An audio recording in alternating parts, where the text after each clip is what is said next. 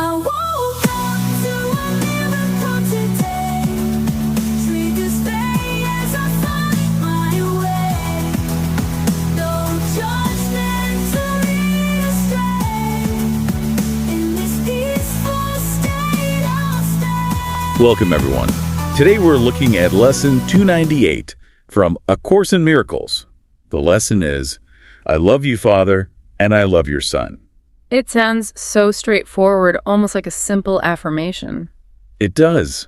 But coming this late in the workbook, Lesson 298, it feels like more than just words. It feels like an arrival point. It signifies reaching a certain understanding. It's not where you start saying it on faith, but it's a recognition you come to. A recognition that lands after you've done the work of undoing. All those ideas that told you were separate or not whole or lacking something. So today, we'll explore this short lesson. We want to understand the kind of inner shift that lets someone finally reach this place of acceptance. We'll look into what the text means by things like senseless journeys and mad careers. And how the actual tools it offers, like gratitude and forgiveness, help stop that constant internal striving. If anything we talk about today connects with your own experience or sparks a thought, please feel free to share it. You can email us at acim@theworldharmonyproject.org. Or find us on TikTok at The World Harmony Project. Okay, let's begin with the lesson text itself. I'll read the main part. Lesson 298. I love you, Father, and I love your Son. My gratitude permits my love to be accepted without fear, and thus am I restored to my reality at last. All that intruded on my holy sight forgiveness takes away, and I draw near the end of senseless journeys, mad careers, and artificial values. I accept instead what God establishes as mine, sure that in that alone I will be saved, sure that I go through fear to meet my love. And the closing prayer. Father, I come to you today because I would not follow any way but yours. You are beside me, certain is your way, and I am grateful for your holy gifts of certain sanctuary and escape from everything that would obscure my love for God my Father and his Holy Son. That line, and thus am I restored to my reality at last. Such a feeling of relief in that, isn't there? A profound sense of stopping, like you've been running and running and you finally just It implies the end of this long, confusing struggle that felt like it was absolutely necessary. The moment when all the effort it took to keep up a false sense of self ceases. That feeling of at last. It connects straight to stopping the senseless journeys and mad careers the lesson mentions. When you look at how we tend to push ourselves, overworking, chasing validation, heading towards burnout, that's the mad career playing out, you know? It's a career based on these artificial values.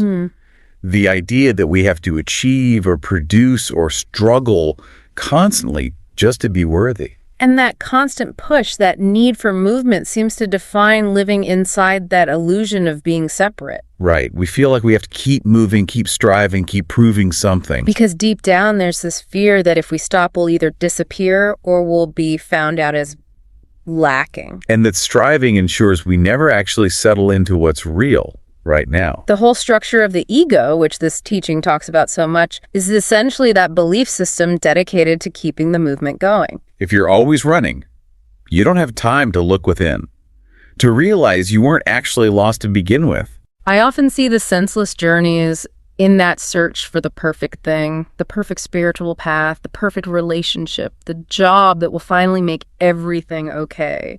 It's like constantly moving the goalposts. You get to where you thought peace would be, and that underlying feeling of not enough is still there, pushing you on to the next thing. The relief of at last is that sudden understanding. The running itself was the only thing keeping you from arriving. And the text says these journeys are senseless because the truth, the reality of love and unity, it never actually went anywhere. It never changed. The goal was always right where you started. All the lessons leading up to this one are about stripping away the belief that the striving, the separation was ever necessary. And when that whole belief structure finally gives way, the relief is like finding the right gate at the airport after frantically searching. It was the simplest one all along. The text gives the direct method for this restoration. My gratitude permits my love to be accepted without fear. That's a significant statement. It's saying gratitude isn't just a nice feeling. It's a functional tool that actually disarms fear. How does gratitude manage that? Such a huge internal shift. Well, gratitude, in this way of thinking, is described as a very practical shift of attention. An immediate, right-in-the-moment redirection of your mental energy. The ego thinking pattern insists you focus on what's missing, what might go wrong, what needs fixing in you or out there in the world. Gratitude is the active choice to focus instead on what is already complete, what's present, what's true right now. So it's an action you take, not a feeling you have to wait for or conjure up. Right. If I find myself spinning out, worrying about the future, or replaying some past argument, that's where my attention is. Choosing gratitude means actively overriding that focus, deliberately placing attention on something tangible, something constant, like my breath, or the chair supporting me, anything simple and undeniably present. And doing that has an immediate effect. It stabilizes the mind because it anchors your awareness in the reality of this moment. It proves the sufficiency of right now. And the internal tension that fuels the mad career, the striving, it gets starved of energy because your focus is diverted away from the drama and into just recognizing what is. But for someone stuck in a habit of anxiety, shifting to gratitude can feel difficult, almost like putting on a brave face or faking it. If the mind is just so used to worry, how does a simple shift of focus manage to restore your whole sense of reality? That's where the consistent practice comes in. This lesson is number 298 for a reason. Hundreds of earlier practice moments have shown that this redirection works. And it's not about needing to find something huge and momentous to be grateful for. It's about noticing the smallest things, the most undeniable details. Like the water in your glass. The fact that the door opens, the light outside the window. The consistent repetition of that small shift again and again trains the mind. It teaches it that reality is actually supportive, not fundamentally threatening. You prove it to yourself through repeated experience. It becomes less of a concept and more of a known quantity. Okay, that leads into forgiveness. The lesson says forgiveness takes away everything that intruded on my holy sight. Now, regular forgiveness, the way we usually think about it, is often about pardoning someone, acknowledging they did wrong, but letting them off the hook. How does the forgiveness described here dismantle the intrusion itself? What is that intrusion? See, conventional forgiveness often reinforces the idea that the error, the sin, was real. It implies, you wronged me, but I'm choosing to overlook it. This teaching works from a different place entirely. There was no actual sin, just a mistake. Yeah. A mistake in perception. The intrusion isn't the act someone committed. The intrusion is the belief in separation itself. The belief that attack is real and possible. So forgiveness, in this sense, is just withdrawing your belief from that story, withdrawing attention from the whole narrative of separation, offense, and guilt. So if I'm mentally replaying an argument, I'm actually creating that tension inside myself right now. I'm feeding the idea of separation. I'm making the past real again in my mind, often demanding proof that I was right or that I was the one who was wronged. Yes. And that internal drama consumes a huge amount of personal energy, constantly. Forgiveness then becomes this very practical act of just letting go of those internal reruns. You stop feeding the grievance or the self-attack with your mental energy. And without that fuel, the past story dissolves. It loses its power over the present. I catch myself doing this sometimes, maybe just doing chores or driving somewhere, and suddenly I'm having an argument in my head from days ago. Or preparing some big speech I'll never actually give, defending some boundary that wasn't even really crossed.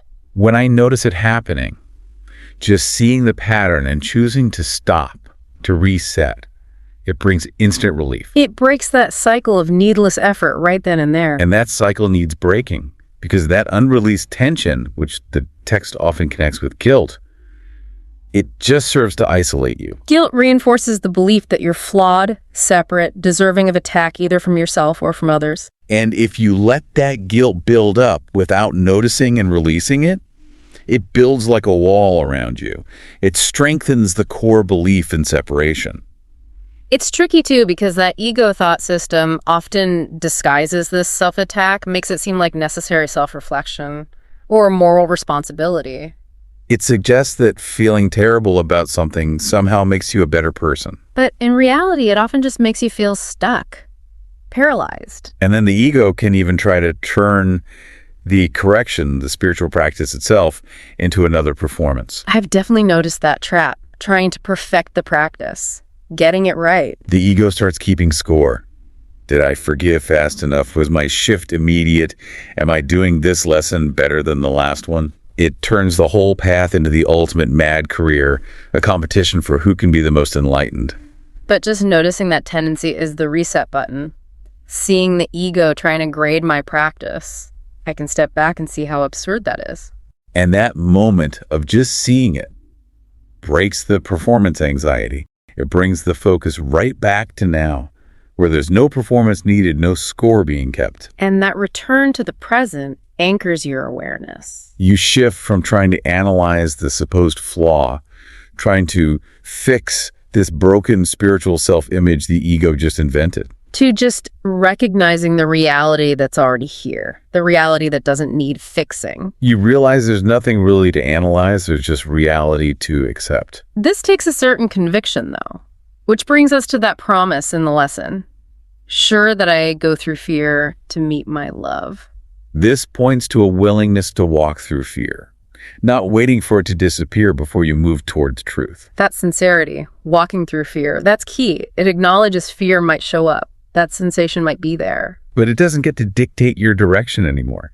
You stop using fear as a reason to stay stuck. You commit to recognizing truth, even if your body, your mind is screaming warnings. Often the fear here isn't about immediate physical danger. It's more of a psychological threat. The threat of letting go of that separate, special identity we've built. That identity believes it needs fear to survive, to stay cautious, isolated. So when you commit to truth over that identity, the identity tends to protest. Loudly sometimes. So the growth shows up in the willingness to keep moving forward, knowing the fear is noise, temporary noise. My own way of handling this when that internal panic flares up is to deliberately pause. Take a measured breath. I acknowledge the feeling is present, but I refuse to hand over the steering wheel to it. That conscious pause. It creates space. It allows thought to clear, allows the truth to be heard underneath the noise. You start to understand that fear is loud, but it's temporary, especially once you stop feeding it with your belief and attention. If you stop believing its story, the story of separation and danger, you realize it can't actually survive on its own. It loses its grip on your choices simply because you withdraw the fuel, which is your attention. And this moves you out of feeling stuck. Towards the certainty, the lesson also promises a certain sanctuary. If we think about certainty not as personal control over everything, not as mastering external events, but as reliance on something absolutely constant, something unchanging, then the value of that promise becomes clearer. it's a certainty that exists beyond fluctuating efforts, my moods, my perceived success or failure rate. This certainty becomes like an inner reference point, something that guides you. You recognize that quiet, steady stability inside, beyond all the mental chatter, and you learn to rely on it completely. It's the foundation that can't be shaken, no matter what seems to be happening outside. But you know, the world is constantly unpredictable. We see crises, personal losses happen, unexpected changes. It can be hard sometimes to grasp how relying on an inner concept of unchanging love helps navigate actual daily life.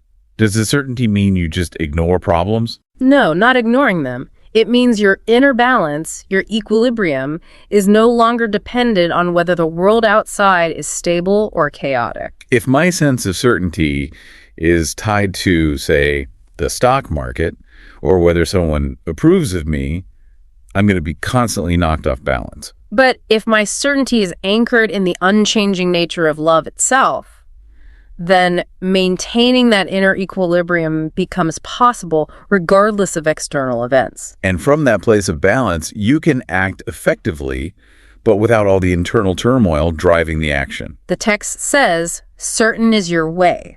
We can translate that. It means the way back to recognizing our true reality. The path involving gratitude, love, it's guaranteed. It's established, it's reliable, it works. It doesn't depend on how skilled we feel at it on any given day. It's dependably true for everyone. And when we live from that established, reliable center, we start living the reality now. The lesson says forgiveness takes away intrusions. Forgiveness becomes almost automatic, the natural result of seeing clearly rather than some heady effort we had to force ourselves to do. And when perception clears like that, I notice it gets easier to recognize the sameness in others. The barriers we put up based on personality, roles, past conflicts, they start to seem less solid, less real. You start seeing through the defenses, both yours and theirs, and recognizing that shared spirit underneath, what the text refers to as the Holy Son of God.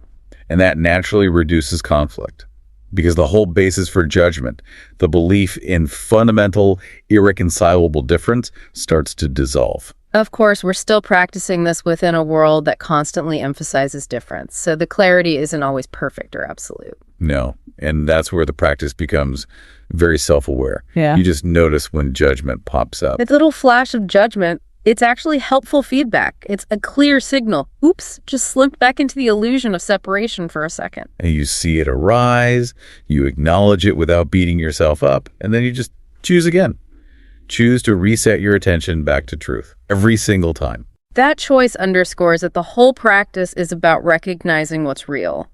It's not about chasing someone else's approval or reaching some perfect state defined by the ego. We're aiming for truth, which is already here, not trying to build some polished spiritual identity to impress anyone, including ourselves. So gratitude becomes like our compass, our orientation system. It's the simple, reliable way to keep pointing towards the present truth, that love is constant. When I choose gratitude, I'm choosing to look at reality, instead of getting lost in whatever fearful illusion my mind might be cooking up. And that consistent orientation towards gratitude, towards seeing sufficiency, it brings with it a deep sense of rest, serenity. When you're genuinely grateful, that frantic need to search, chase, achieve, worry just stops. That stopping of effort is the piece this lesson points towards. The final click, perhaps, is realizing that the words of Lesson 298, I am restored to my reality at last, they aren't describing some far-off goal, something to achieve way down the road. They're describing the reality that's available right now, recognized in this present moment, waiting for us to fully accept it and live from it. So Lesson 298 gives us this picture of what happens when we stop chasing self-worth through external things and instead stay aware of what's constant within. Gratitude clears away the mental noise. Forgiveness resets perception by letting go of the past's grip. And walking through fear always leads back to the truth of love. Our certainty, that certain sanctuary, it doesn't come from trying to control the chaos outside. It comes from knowing, from relying on the fact that love itself is unchanging, constant. This reliability is the sanctuary. And we realize it's shared, it's for everyone. When we live from that awareness, loving God and loving His Son aren't two separate things. It's one single act. An act of recognition. And this unified love, which is both the way we practice and the state we recognize this, is the profound, quiet peace that all the lessons prepare us to finally accept, to live. Thank you for joining us as we explored Lesson 298. Maybe something to consider today is, what mad career might you be pursuing, even subtly?